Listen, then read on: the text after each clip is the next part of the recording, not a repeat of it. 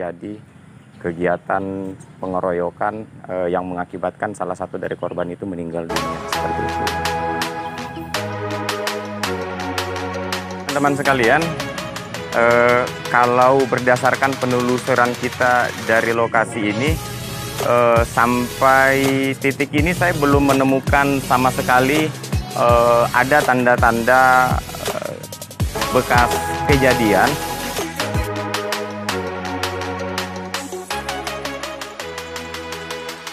Kita lihat bahwa sampai saat ini masih banyak juga masyarakat Kabupaten Pasir yang masih melaksanakan kegiatan lari-lari sore, berolahraga gitu ya. Namun demikian kita nanti akan coba gali informasinya langsung ke Polres Pasir dalam press release yang akan disampaikan nanti. Ada yang di bawah umur, ada yang dinyatakan dewasa. Cara sifatnya menegur. Kalau musuh jangan di sini. Ini yang tua. Terkait peristiwa dugaan tindak pidana pengeroyokan yang mengakibatkan korban luka berat dan meninggal dunia, yang mana terjadi pada sekitar hari Selasa tanggal 23 Agustus tahun 2022 sekitar pukul 23.00 WITA. Adapun tempat kejadian perkara di Taman Kota, Kecamatan Tanah Brogot, Kabupaten Pasir, Provinsi Kalimantan Timur. Adapun korban dalam hal ini yang pertama adalah saudara almarhum Raihan Oktavianur Rahmadani, dinyatakan meninggal dunia, umur 16 tahun. Kemudian korban yang kedua adalah atas nama Muhammad Rizky Fauzan, luka berat di kepala, umur 16 tahun. Kronologis kejadian, korban atas nama Muhammad Rizky Fauzan sekitar pukul 22.30 WITA sedang lewat di Jalan Ahmad Yani di samping Taman Kota. Kemudian ada saudara almarhum Raihan Oktavianur Rahmadani memanggil Muhammad Rizky Fauzan. Jadi kebetulan antara Rizky Fauzan dengan Raihan Oktavianur Rahmadani ini saling kenal. Selanjutnya bertemu dan mengobrol sekitar 3 meter. Terdapat sepasang laki-laki dan perempuan sedang duduk berdua-duaan, yang kemudian saudara almarhum Raihan Oktavianur Rahmadani ini berbicara, sifatnya menegur. Kalau mesum jangan di sini.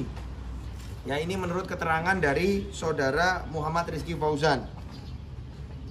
Tidak lama kemudian orang yang ditegur itu pergi. Namun selang kurang lebih 15-30 menit setelahnya, dua orang yang tadi ditegur oleh saudara almarhum Raihan Oktavianur Rahmadani ini datang kembali dengan membawa beberapa rekannya yang tidak dikenali baik oleh Muhammad Rizky Fauzan maupun Raihan Oktavianur Rahmadani. Kurang lebih berjumlah 9 orang yang dibawa dari 2 orang yang ditegur tersebut. Selanjutnya sekitar 3 orang sepenglihatan dari saudara Muhammad Rizky Fauzan itu langsung menendang dan menginjak-injak korban atas nama almarhum Raihan Oktavianur Rahmadani. Dan kemudian sekitar ada 2 orang yang melakukan pemukulan terhadap saudara Muhammad Rizky Fauzan. Atas kejadian tersebut, korban atas nama almarhum Raihan Oktavianur Rahmadani mengalami pingsan di tempat.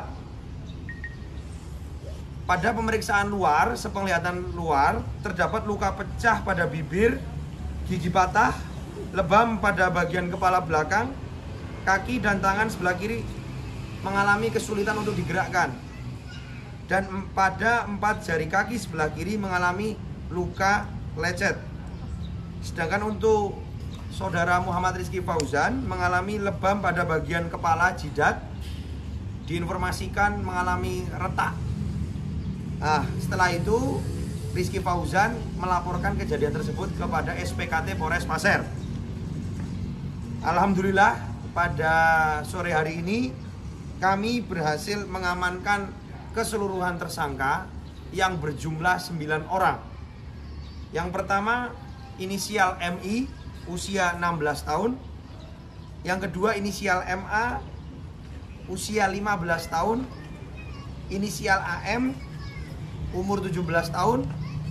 Inisial MRF usianya 15 tahun. Kemudian inisial ATH umur 22 tahun.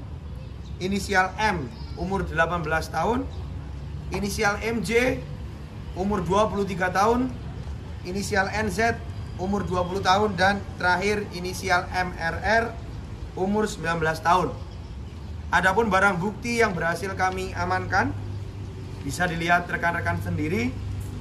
Ada 2 botol minuman bekas miras.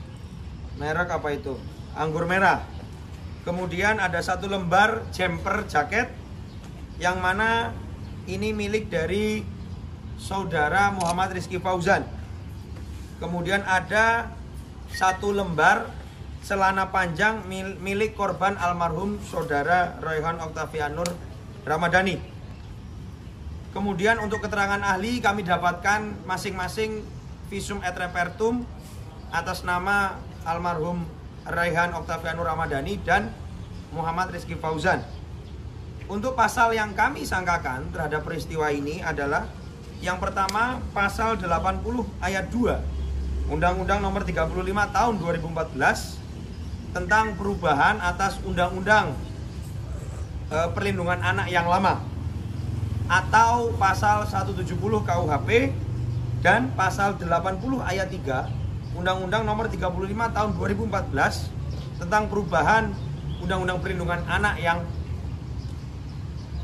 baru, atau pasal 170 KUHP dengan ancaman hukuman paling singkat 5 tahun dan paling lama 15 tahun serta denda paling banyak 5 miliar rupiah serta penjara selama-lamanya 12 tahun karena ini menyebabkan matinya seseorang.